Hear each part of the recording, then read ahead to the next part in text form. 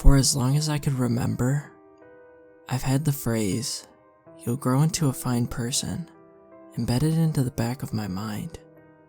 For some reason, that made me look at life a bit differently than most. I was never worried about what kind of job I held down, or making any serious mistakes in my life. That one sentence was my truth. No matter what happened, or what I did, as long as I was still alive, I would become a fine person. It was only recently I found out who told me that phrase, and why I should have cared more about putting some sort of purpose to my life. I have come into some money, on a whim. I bought a lottery ticket when I was at the corner store and getting a cold drink. I had never actually bought a ticket for myself. I would go into lottery pools at work or buy some tickets for my family, but never one for myself.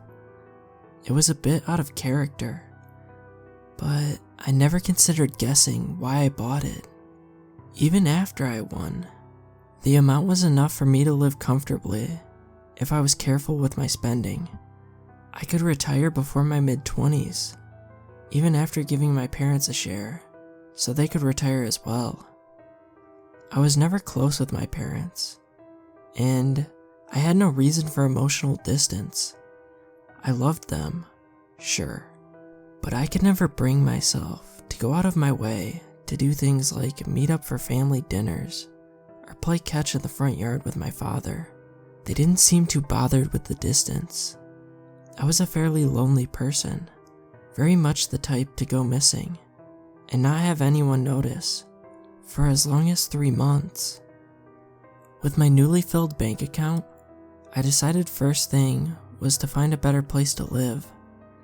My apartment wasn't in the best area, but it was affordable. Now I could afford a place with 16 bathrooms, if I liked. But I figured that to be a waste if I was alone. I did some house hunting online and found a nice place with a reasonable price. I hadn't even bothered getting a new car yet. I still owned a truck that was near the end of its life that I bought for a few $100. It was good enough to get me to the open house that day, but I never got to the location I picked out. Despite living in the same city my entire life, I got lost. I somehow ended up on a side street. It was a nice neighborhood. The sidewalk cracked. The area looked like it was stuck years in the past, but it was nice. Each front yard was huge, big enough to host a tree that towered over every other house. Although I had gotten lost, I felt like I knew this neighborhood.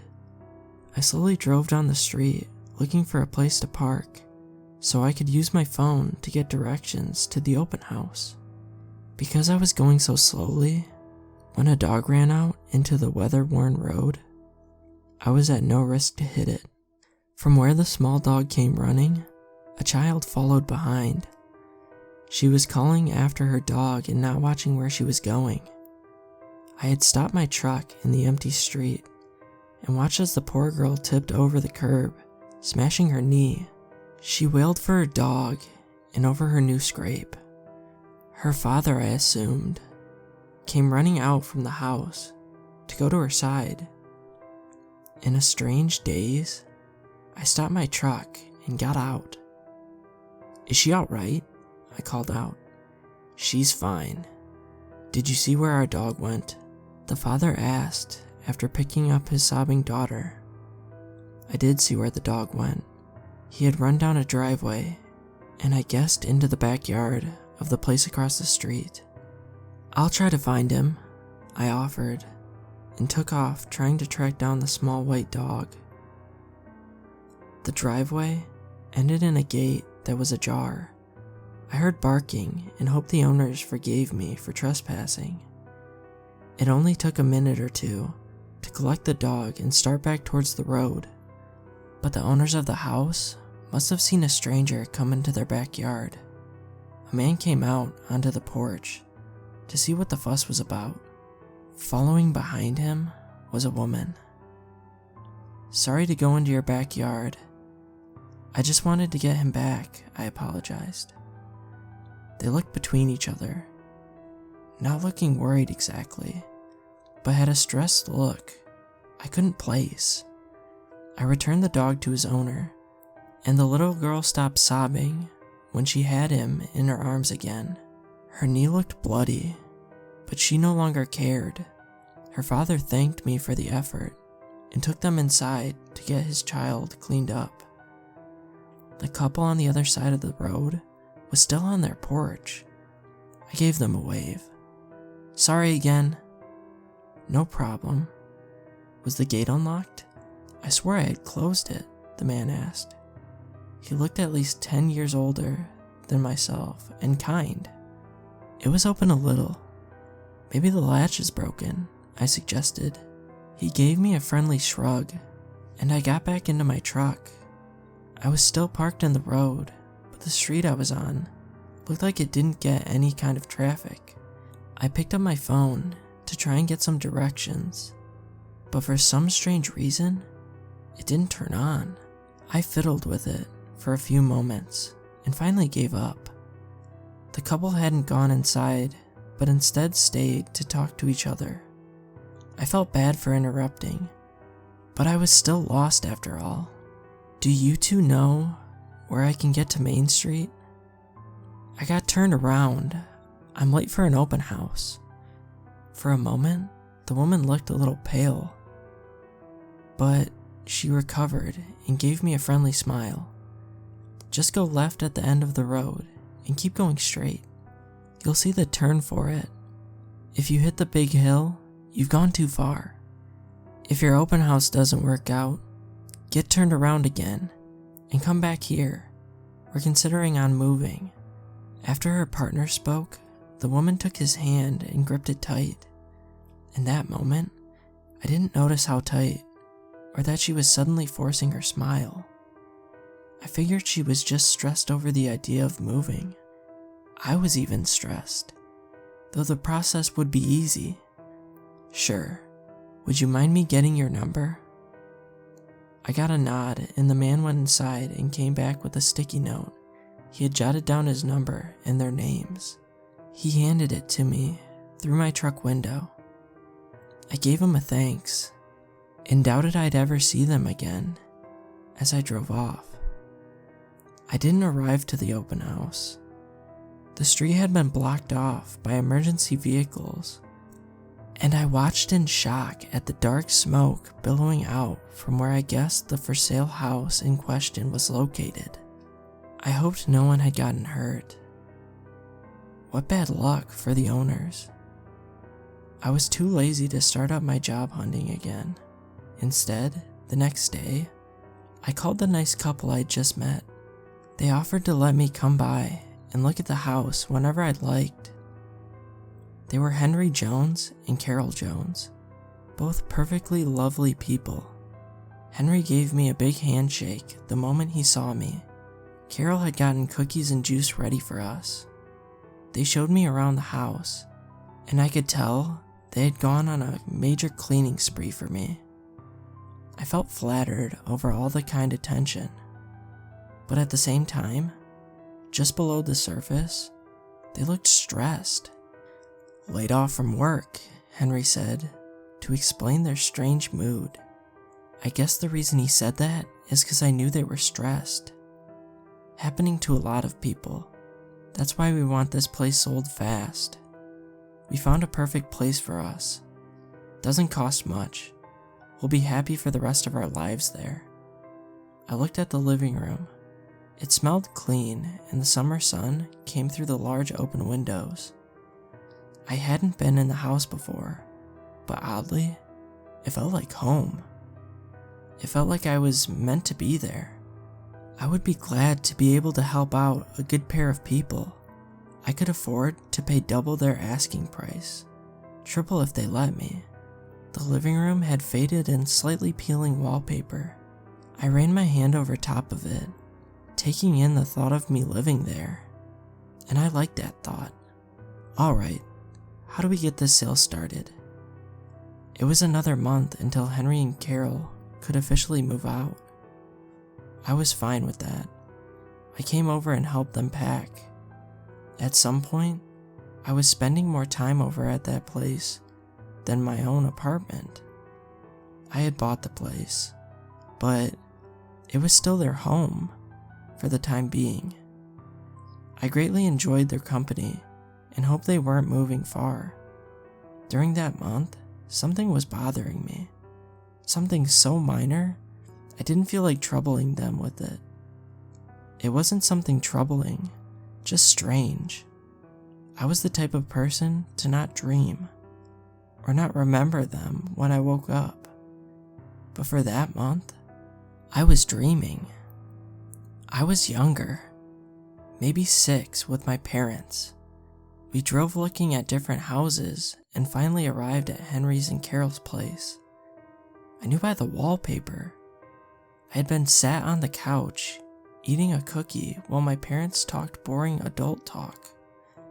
My cookie was finished, and I was ready to cause trouble when someone handed me another cookie. I couldn't see their face in the dream, but I knew they were the most beautiful person I had ever seen. I can only have one, my 6-year-old self told the stranger. It's alright. I won't tell. I couldn't tell the person's gender. Their voice sounded like a waterfall in spring. Something so soft, yet had a hint of a cold edge. Their hair was done up in complex braids, all pulled back. It was an odd color I can't describe. Yellow that shimmered green. Do you live here? I asked the person. I do, with a lot of people. Would you like to move in? I always woke up at that point. I stayed in bed trying to recall anything more. The person's face, my answer, anything. But I was stuck. It felt like it was all on the tip of my tongue. The final day of packing came. The 3 of us stared at the boxes, and I felt like Henry and Carol meant more to me than my own parents in the course of that month. Please don't go too far. Come and visit anytime you like, I told them, trying to act like an adult and fight back my tears. Oh, don't worry. We'll always be here. We gave each other a crushing hug, and I had to leave to organize moving on my end of things. I wished I'd stayed longer, because I never saw Henry and Carol again. I got moved in all alone for a few weeks. I had gotten in a routine of sleeping, eating, and reading. My life was pretty boring. I did try to fix it by calling my 2 friends, but the number they gave me didn't go through. I didn't freak out at first. They might not have gotten things set up yet, but as time went by, and I still couldn't track them down, I started to get worried. But they were adults. I liked them, but they were in a way strangers. I had no right to track them down. If they didn't want me to, I would give them more time to contact me first. As more time passed, I started to get anxious. I even considered hiring a private detective to track them down. I had the funds, but that was just a crazy thought. They were just busy, adjusting, job hunting, or just relaxing. No reason to go over the deep end. I decided to keep myself sane. I would get myself some sort of hobby. The house was older, but in pretty good condition. For some reason, Henry and Carol had taken off the wallpaper in the living room right before I arrived. The whole house smelled like fresh paint for a few days after I moved in.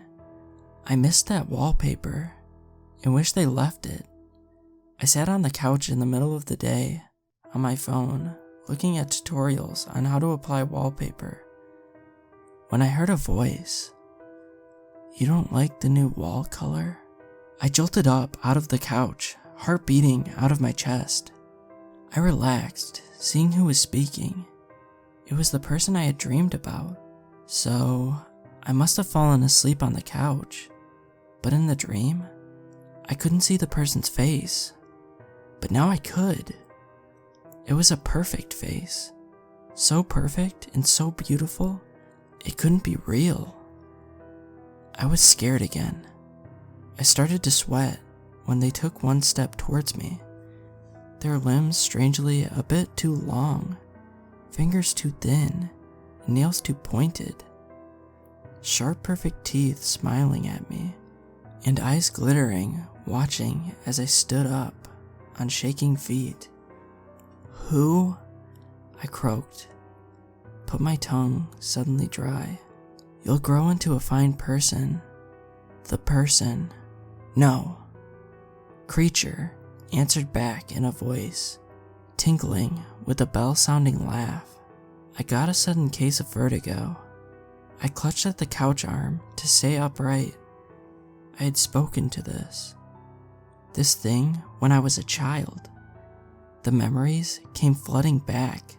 I sat on the couch eating a cookie it gave me, and I had answered, "I very much would like to live in this house.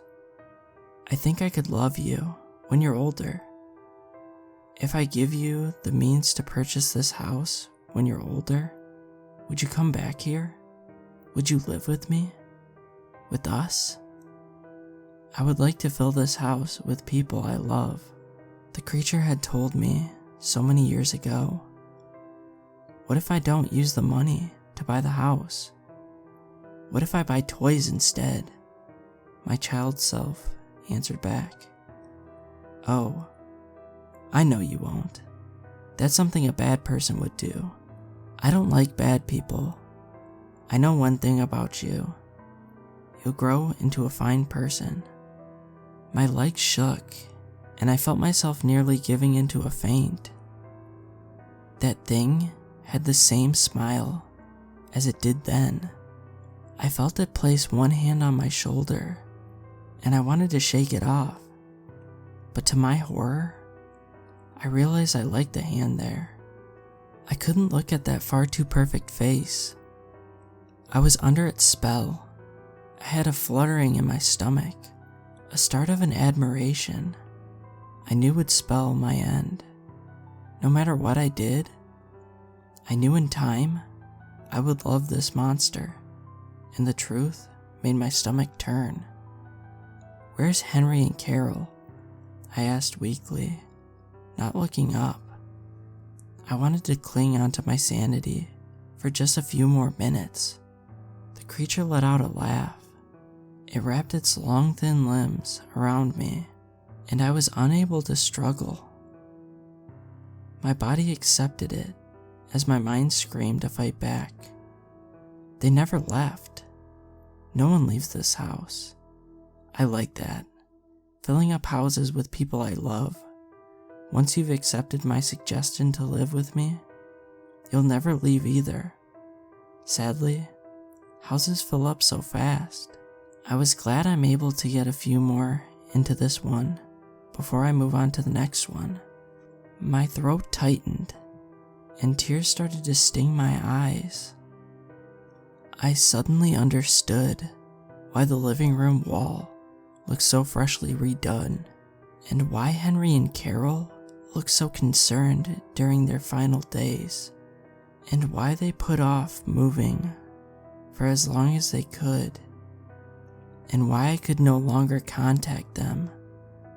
The creature holding me noticed my tears and held me tighter, shushing me and petting my head like one would with a pet. I've lived here for a while, with whatever it is. I order food in, and I don't need to work. Just me, that creature that loves me, and whoever else is trapped inside this house, out of sight. Most of my time is spent in the living room, talking to Henry and Carol, expecting the empty room to answer back. Whatever brought me here either has gotten bored of me or didn't love me as much as it thought it would. When it thinks I'm not listening, I've heard it on the phone, calling up to plan an open house in the future. I may not have a lot of time left before it picks someone else, but at the very least, I won't ever be alone in this house.